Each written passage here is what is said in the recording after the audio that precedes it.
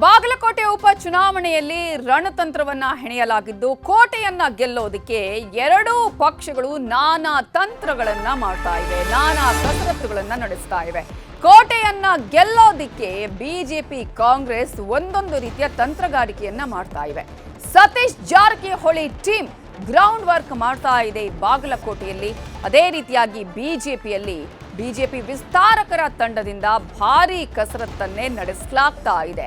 ಈ ಹಿನ್ನೆಲೆಯಲ್ಲಿ ಮತದಾರರನ್ನ ಸೆಳೆಯೋದಿಕ್ಕೆ ನಾನಾ ರೀತಿಯಾದಂತಹ ತಂತ್ರಗಳನ್ನ ಹೆಣೆಯಲಾಗ್ತಾ ಇದ್ದು ತಂತ್ರ ಪ್ರತಿತಂತ್ರ ಬಹಳ ಜೋರಾಗಿ ಬಾಗಲಕೋಟೆಯಲ್ಲಿ ಕಾಣಿಸ್ತಾ ಇದೆ. ಇನ್ನು ಸತೀಶ್ ಜಾರಕಿಹೊಳಿ ತಿಮ್ಮಾಪುರ ಅಲರ್ಟ್ ಆಗಿದ್ದಾರೆ. ಕೈ ಉಸ್ತುವಾರಿ ಸಮಿತಿಯ ಉಳಿದ ಸಚಿವರ ಇನ್ನೂ ಕೂಡ ಸುಳಿವೇ ಕಾಣಿಸ್ತಾ ಇಲ್ಲ. ಕ್ಷೇತ್ರದ ಶಾಸಕರು ಇನ್ನೂ ಕೂಡ ಪ್ರಚಾರಕ್ಕೆ ಎಂಟ್ರಿ ಹಾಕಿಲ್ಲ. ಆದ್ರೆ ಸಾಹುಕಾರ್ ಟೀಮ್ನ 650ಕ್ಕೂ ಹೆಚ್ಚು ಜನ ಗ್ರೌಂಡ್ ವರ್ಕ್ ಮಾಡ್ತಾ ಇದ್ದಾರೆ. ಈಗಾಗಲೇ ಎಲ್ಲ ಗ್ರೌಂಡ್ ವರ್ಕ್ಗಳನ್ನ ನಡೆಸ್ತಾ ಇದ್ದಾರೆ. ಹಾಗೇನೆ ಬಿಜೆಪಿಯಿಂದ ಸುಮಾರು 300 ವಿಸ್ತಾರಕರು ಇಲ್ಲಿ ಕೆಲಸವನ್ನ ಮಾಡ್ತಾ ಇದ್ದಾರೆ. ಯಾವುದೇ ಕಾರಣಕ್ಕೂ ಈ ಸಲ ಬಾಗಲಕೋಟೆಯನ್ನ ಬಿಟ್ಟುಕೊಡುವ ಪ್ರಶ್ನೆಯೇ ಇಲ್ಲ ಅಂತ ಹೇಳಿ ಬಿಜೆಪಿ ಈ ಸತಿ ಸಾಕಷ್ಟು ತಂತ್ರಗಾರಿಕೆಯನ್ನ ಮಾಡ್ತಾ ಇದ್ರೆ ಈ ನಮ್ಮಲ್ಲಿ ಇರುವಂತಹ ಕ್ಷೇತ್ರವನ್ನ ಉಳಿಸಿಕೊಳ್ಳೋದಿಕ್ಕೆ ನಾವು ಏನೇ ಮಾಡಿದ್ರೂ ಕೂಡ ಅದು ಕಡಿಮೆನೆ ಅಂತ ಹೇಳಿ ಸತೀಶ್ ಜಾರಕಿಹೊಳಿ ಅವರ ಟೀಮ್ ಗ್ರೌಂಡ್ ವರ್ಕ್ ಮಾಡ್ತಾ ಇದೆ. ಇದೇ ವಿಚಾರಕ್ಕೆ ಸಂಬಂಧಪಟ್ಟ ಹಾಗೆ ಇನ್ನಷ್ಟು ಡೀಟೇಲ್ಸ್ ಅನ್ನ ಕೊಡೋದಕ್ಕೆ ನಮ್ಮ ರಿಪೋರ್ಟರ್ ಮಂಜುನಾಥ್ ನೇರ ಸಂಪರ್ಕದಲ್ಲಿ ಜಾಯ್ನ್ ಆಗಿದ್ದಾರೆ. ಮಂಜುನಾಥ್, ಈಗಾಗಲೇ ಬಾಗಲಕೋಟೆ ಬೈ ಎಲೆಕ್ಷನ್ ಅಖಾಡ ದೊಡ್ಡ ಮಟ್ಟದಲ್ಲಿ ಈಗಾಗಲೇ ರಂಗೇರ್ತಾ ಇದೆ.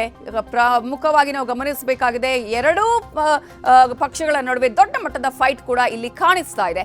ಹಾಗಾಗಿ ತಂತ್ರಗಾರಿಕೆ ಯಾವ ರೀತಿಯಾಗಿ ನಡೀತಾ ಇದೆ? ನಮಿತಾ ಜೈನ್, ಬಾಗಲಕೋಟೆ ಉಪಚುನಾವಣೆ ಅಂತಂದ್ರೆ ಇದು ಕಾಂಗ್ರೆಸ್ಗೆ ಒಂದ್ ಕಡೆ ಪ್ರತಿಷ್ಠೆ ಆದ್ರೆ ಮತ್ತೊಂದ್ ಕಡೆ ಬಿಜೆಪಿಗೆ ಇದು ಸವಾಲಾಗಿ ಪರಿಣಮಿಸಿದೆ. ಯಾಕಂತಂದ್ರೆ 2023ರಲ್ಲಿ ಈ ಕ್ಷೇತ್ರವನ್ನು ಕಳೆದುಕೊಂಡಂತ ಬಿಜೆಪಿ ಈ ಬಾರಿ ಶತಾಯಗತೆಯ ಮತ್ತೆ ವಶಪಡಿಸಿಕೊಳ್ಬೇಕು ಅನ್ನೋ ನಿಟ್ಟಿನಲ್ಲಿ ಪ್ರಯತ್ನವನ್ನ ನಡೆಸ್ತಾ ಇದ್ದಾವೆ.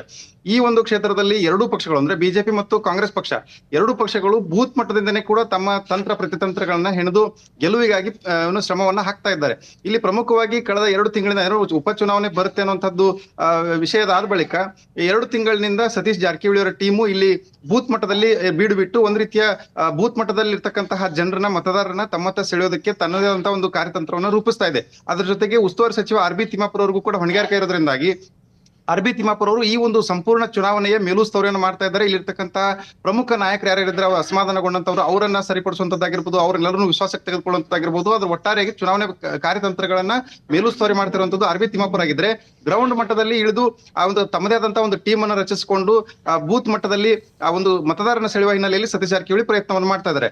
ಇದಕ್ಕೆ ಪ್ರತಿಯಾಗಿ ಇದೀಗ ಬಿಜೆಪಿ ತಂಡ ಕೂಡ ಅಲರ್ಟ್ ಆಗಿರುವಂತದ್ದು. ಬಿಜೆಪಿಯಿಂದ ಸುಮಾರು 300ಕ್ಕೂ ಹೆಚ್ಚು ವಿಸ್ತಾರಕರ ತಂಡ ಈಗಾಗಲೇ ಬಾಗಲಕೋಟೆ ಜಿಲ್ಲೆಯಲ್ಲಿ ಕ್ಷೇತ್ರದಲ್ಲಿ ಬೀಡು ಬಿಟ್ಟಿದೆ. ಪ್ರತಿಯೊಂದು ಬೂತ್ ನಲ್ಲಿಯೂ ಕೂಡ ತಮ್ಮದೇ ಆದಂತಹ ಕಾರ್ಯತಂತ್ರವನ್ನ ಬಿಜೆಪಿ ಕೂಡ ನಡೆಸ್ತಾ ಇರುವಂತದ್ದು. ಇದು ಒಂದ್ ಕಡೆ ಆದ್ರೆ ಇನ್ನು ಕಾಂಗ್ರೆಸ್ನಿಂದ ಉಸ್ತುವಾರಿ ಸಮಿತಿಯಲ್ಲಿ ಇರ್ತಕ್ಕಂತಹ ಎಂ.ಬಿ. ಪಾಟೀಲ್ ಆಗಿರ್ಬೋದು, ಶಿವಾನಂದ ಪಾಟೀಲ್ ಆಗಿರ್ಬೋದು, ಶರಣಬಸಪ್ಪ ದರ್ಶನಾಪುರ ಆಗಿರ್ಬೋದು, ಇಂತಹ ಅನೇಕ ನಾಯಕರ ತಂಡ ಏನಿದೆ ಯಾವುದು ಕೂಡ ಇನ್ನೂ ಕೂಡ ಕ್ಷೇತ್ರಕ್ಕೆ ಕಾಲಿಟ್ಟಿಲ್ಲ. ಮತ್ತು ಇಲ್ಲಿರ್ತಕ್ಕಂತಹ ಶಾಸಕರು, ಮಾಜಿ ಶಾಸಕರು, ಜಿಲ್ಲೆಯಲ್ಲಿ ಇರ್ತಕ್ಕಂತಹ ಶಾಸಕರು, ಮಾಜಿ ಶಾಸಕರು ಯಾವುದು ಕೂಡ ಈ ಒಂದು ಪ್ರಚಾರದಲ್ಲಿ ಕಾಣಿಸ್ಕೊಳ್ತಾ ಇಲ್ಲ ಅನ್ನುವಂಥದ್ದು ಆರೋಪ ಕೂಡ ಇಲ್ಲಿ ಕೇಳಿ ಬರ್ತಾ ಇರುವಂತದ್ದು. Namita Jain. Okay, thank you Manjunath.